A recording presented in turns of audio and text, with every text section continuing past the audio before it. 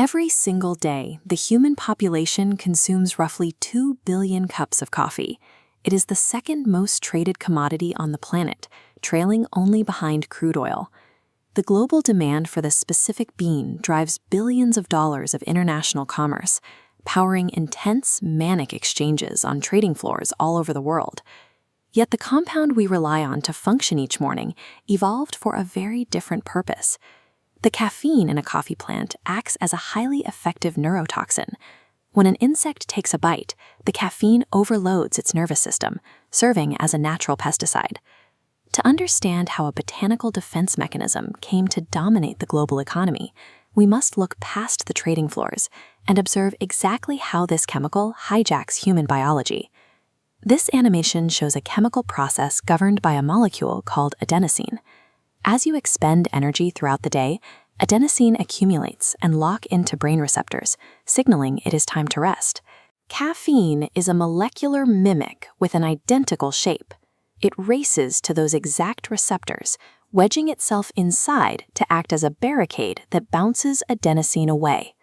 Deprived of its normal exhaustion signals, your nervous system initiates a minor panic. It triggers a release of adrenaline and spikes dopamine activity, forcing an artificial fight-or-flight state. Caffeine never actually gives you new energy.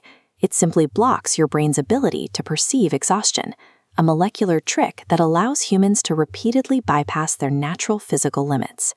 In its raw form, the green coffee bean is a dense, grassy kernel that offers none of these stimulant benefits.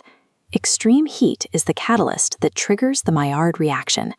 As temperatures cross 385 degrees Fahrenheit, internal sugars and amino acids recombine, expanding the structure until it audibly pops and browns. How you apply water dictates the chemical profile extracted.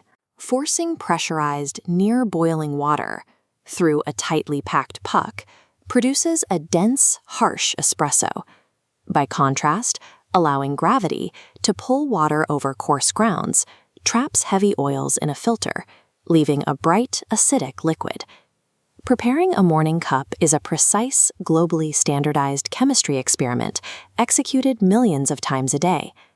The human desire for this specific chemical extraction has deep historical roots.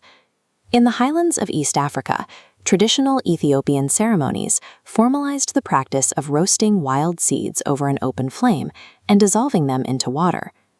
By the 15th century, Sufi monks across the Red Sea in Yemen recognized the biological utility of this brew.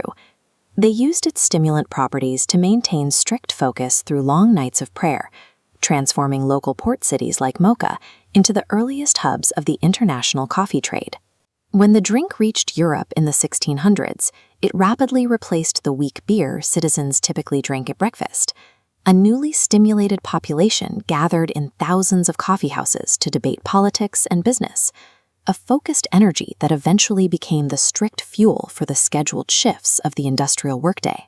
Supplying this massive European demand required turning vast swaths of the Americas into monoculture plantations. This expansion relied on the seizure of indigenous land and the forced labor of enslaved people to cultivate millions of bags for the global market. The biological drive to bypass sleep provided a massive economic incentive for the expansion of colonial power and established the rigid schedule of the modern industrial shift. Today, the global economy relies on a massive, highly specific agricultural base. An estimated 25 million farmers depend entirely on this single crop, working almost exclusively within a narrow, warm band around the equator, known as the bean belt. This animated map shows the current boundaries of that bean belt. The most widely consumed species, Arabica, is severely sensitive to temperature and rainfall patterns. As the climate warms, researchers project that the total amount of arable land capable of growing this crop will shrink by up to half by mid-century. That stress is visible right now. Prolonged heat and shifting rain patterns are already scorching massive swaths of once productive plantations, threatening the long-term yields of the entire industry. While scientists attempt to breed heat-resistant varieties for the future, we continue to optimize our use of the existing chemistry. Research indicates that drinking caffeine and immediately taking a 20-minute nap is highly effective. Sleep naturally clears the adenosine out of your receptors, leaving them empty right as the caffeine enters your brain to establish its blockade. This bitter seed has spent centuries influencing human biology and the trajectory of global trade, a legacy that requires us to protect the fragile global ecosystem it depends on just to keep our eyes open.